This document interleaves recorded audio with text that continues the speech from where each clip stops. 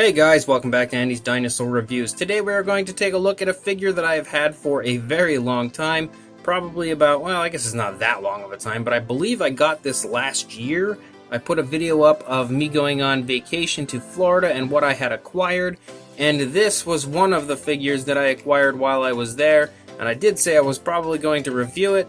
But for some reason, some things just get pushed to the side and I don't get around to them. But I have now. So if you were in fact interested in this Carnotaurus when you had seen that video, then today is your lucky day because here we are to look at it. This is the National Geographic Carnotaurus. Unfortunately, I don't know for sure what company really makes it. I would imagine it's some alternate company and then they kind of sell them to National Geographic to distribute, but I could be wrong. Maybe it's some team of National Geographic that does in fact make this. Regardless, it is labeled as National Geographic and you can find these normally at Hobby Lobby, or at least that's the place that I've seen quite a few different versions of these figures. They're also available on Amazon, and I purchased this one in Florida at Universal Studios, so they're kind of all over the place. And considering this was a Carnotaurus, I had no choice but to pick it up. It isn't the best Carnotaurus in the world, I can definitely tell you that straight away. It's not that highly detailed, it's pretty sloppily painted, and it's not anything incredibly beautiful, but it's still really cool, and it was something that I really wanted to get a hold of as soon as I saw it because it's Carnotaurus, and because it does have kind of a nice, very fun looking charm to it, and I didn't have any figures of this line in my collection, so why not start with the Carnotaurus? So let's go ahead, we'll get a closer look at this guy and decide afterwards if it's worth pursuing. Now you might see some dust on this, it's kind of been just chilling for a while doing nothing. So he's a little dusty, but regardless, if we take a look up here at the head sculpt, you can see the head sculpt is pretty nice. It's not overly detailed. There is some decent sculpt and detail included, but it's not anything like you would see on a Papo, a Safari, Collect A, anything like that. But it definitely has some decent sculpt. You can see that the eye is painted with like a yellowish color and given a nice black pupil, but the black pupil hasn't quite hit the spot. It's a little bit sloppy, up a little bit too high, but not anything that's incredibly noticeable. From a distance, you don't really take note of that. You can also see that it's been given a pretty nice gloss as I turn it. There we go. You can see it shine and glisten like a real eye would. Look at the opposing side. This one definitely looks to be painted much nicer, actually. Significantly nicer than the opposing eye. And you can really see just how beautiful that gloss is right there. You can see that the mouth looks pretty nice. There's a very realistic color. Some more dust in there. But a very realistic coloration as far as what they've chosen for the inside of the mouth to look like. The detail on the inside of the mouth isn't really that great though. The tongue looks pretty nice, but there's a little bit of paint missing, it looks like, right there. The teeth are also sculpted fairly nicely, and there doesn't really appear to be too much as far as sloppiness goes. Kind of looks like maybe they just ran a paintbrush over it really quick and then called it a day, but it does still look pretty decent. They've done a pretty good job on the mouth in my opinion. The coloration of the head is very nice as well. It's a very cool looking orange, and it does change and gradually transition to this lighter yellowish underbelly here that you get on the underside of the dinosaur. It does really nicely transition to that, and it looks quite beautiful. The trademark Carnotaurus horns up here on the top of the head look pretty nice. They've been painted over with a nice dark brown. It helps to give it a few different variations of color throughout, and it looks really quite nice. There is definitely some pretty decent sculpt work included in the horns, so I am definitely a fan of that area. You could probably tell at this point that I'm able to move the dinosaur, as this is a very soft material. You can move him everywhere, but the closer you get to the feet, like right here actually, so it's really nice soft.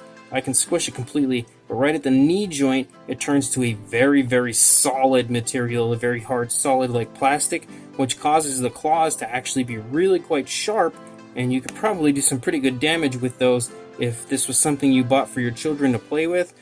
It's definitely something to take note of just how hard the claws and stuff are. The hands are fine, but the feet and the claws of the feet are pretty sharp. As you move down the body, you can definitely see the very nice Carnotaurus bumps, and you've got a nice ridge here going down the spinal column of the dinosaur with kind of like a spiky type of an appearance.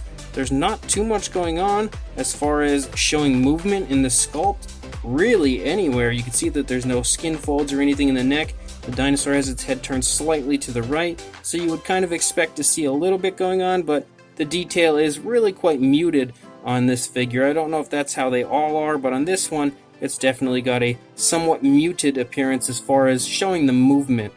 You can see that the scale work looks pretty nice. It's a little hard to take note of because the dinosaur in general has a slightly glossy appearance, so it kind of shines the detail away almost on camera. You can again see that there's not really too much going on. You can't pick up on a shoulder blade or anything. There's no rib cage present. The arms are definitely way too long for a Carnotaurus, and the nails are really sloppily painted. They actually in general don't really look very good. So that is definitely a big downside as far as this Carnotaurus goes, and just how nice it looks. It's not correct at all. It's not scientifically accurate. Even the skull, you can see it's not very thin or anything like you would see on a Carnotaurus. It's kind of chunky, so automatically it right away isn't scientifically accurate. But as you move up here, you can see that the skin texture of the stomach does look pretty nice. These nice bumps look pretty good as well. The paint application has a beautiful gradual transition from that orange down into the yellow throughout the body, so that does look really, really nice. Unfortunately, these brown stripes or black, they're like a dark brown, stripes look terrible. I think they look really bad as far as the application of them. They definitely look very much so like paint and not body color, which is a slight downside as well, but at the same time, from a distance, it does help to give it kind of a striking appearance. You can actually pick up on some nice musculature here in the thigh area. As you move down into the body, you can sort of see a little bit of a kneecap there.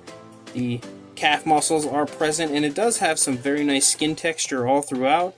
And as you get down into the foot, you can see the foot is sculpted pretty nicely, and the nails are also painted pretty nicely. There's a little bit as far as chips and stuff taken out of them, but it doesn't look bad. And it's also kind of given a gloss to the nails, which do help them shine a little bit and look pretty realistic, honestly. The dew claw is also present and painted there as well. And then as you move up into the tail, you can see that the detail pretty much continues the same way it has the whole way. You can see some creases as far as the skin goes in the tail, which is a plus to see some movement finally shown there. And the tail is extremely flexible. So one thing that is cool about these figures is the fact that they are super flexible. So if it's something you're going to buy to play with, it's a great choice. And you can see you can move them all over the place. And they're very, very durable, it seems. So that's a definite plus side to these figures. If we look at the opposing side, there's really not much of any difference, honestly. I don't really think I need to go over anything on this side because it's almost identical to the opposing side. The only difference really is the fact that this leg is forward and this leg is back. The sculpt of the foot and everything on this side also looks great, and as does the detail going up and down the leg. It all looks really quite nice. The tail also looks great on this side, just like it did on the other side, but again, the paint application isn't that great. And in general, the Carnotaurus itself, as I said, is not even remotely close to scientifically accurate, but it's still pretty fun. So as far as the size goes on the Carnotaurus, if we go from the tip of the tail, which is a little bit out of frame, you can't really see it, to the snout area, you're going to see it at about 11.5 inches or about 29 centimeters for a length. As far as a height goes, if we go to the head, it's about if you go by the horns, about 3.5 inches or 9 centimeters. If we are going to look at this as far as a height on the tail, about 6 3/4 inches or about 17 centimeters. For a size comparison, there is Mr. Papo T-Rex, and you should probably get a pretty good idea that it's a fairly decent sized figure. It definitely has some size to it. It's, I'd say, close to the size of the Papo Rex, but maybe not quite. You can see it is down lower quite a bit compared to the Rex. It's more like a medium to large-ish figure, but it's definitely not a small figure at all. It's got a significantly decent size to it. It actually kind of has a similar appearance as far as the sculpt and everything to the Papo Carnotaurus, where it's down in that crouching position with the tail up in the air, coming in for like a bite. So maybe that's actually the inspiration for the pose of this figure, but as you can see next to the Papo Rex, it's much bigger than the Papo Carnotaurus. So this National Geographic Carnotaurus is pretty fun, but it's not great. It's not anything that I can say anybody should hurry up, run out, and find. I think that maybe with a repaint, it could actually look pretty sweet, honestly, because it has some okay sculpt and detail throughout. You can actually pick up on the hip bone there. I didn't really notice that up close, but the further away you are, you kind of pick up on a few more details that are present. It does look decent, but the paint application, I think, does definitely give it a kind of a bad look. I think the orange and stuff looks really nice, and the yellow on the underside looks pretty cool. It's probably a good bit brighter than it would look in real life if this were the coloration of a Carnotaurus. But on the figure itself, it looks pretty fun. The paint application just looks so bad as far as those stripes. They just don't look natural at all. The sculpt on it as far as the arms definitely is a good bit of a downside. Those arms look pretty huge, honestly. They almost look like graboids coming out of the Carnotaurus's chest. If anybody has seen Tremors, which I'd like to hope most of you have, it's kind of a similar appearance, as you can see them right there too, almost like a graboid coming out. It doesn't look like the Carnotaurus's arms, which is again a little bit of a downside as far as this figure goes. It does stand and balance pretty well, even though the legs don't look like they're standing perfectly. It doesn't really fall over too often, which is again a plus. So there are pluses, there are minuses. There's ups and downs for this Carnotaurus. Some areas look really, really nice, some areas not so much. I still do like it quite a bit, and I am intrigued enough to maybe search out some of the other National Geographic figures. I haven't seen too many in person, but I've kind of scoured Amazon a good bit, searching through them and looking at them and checking them out, and a lot of them look pretty nice, like the Tyrannosaurus Rex and the Spinosaurus and stuff. So I'm probably going to try to get a hold of some more of these, and if you guys would like, I will review them here on the channel for you guys. But if you are interested in this Carnotaurus, I will include a link in the description to Amazon where you can pick one up for yourself. So check the description. If you want it, go buy it, and if not, then maybe some of the other National Geographic figures will be more your style and your choosing, because some of them do look really quite cool. But regardless, make sure that you like, comment, subscribe, and hit the bell to be notified of any future videos, and I will see you in the next review. Thanks for watching.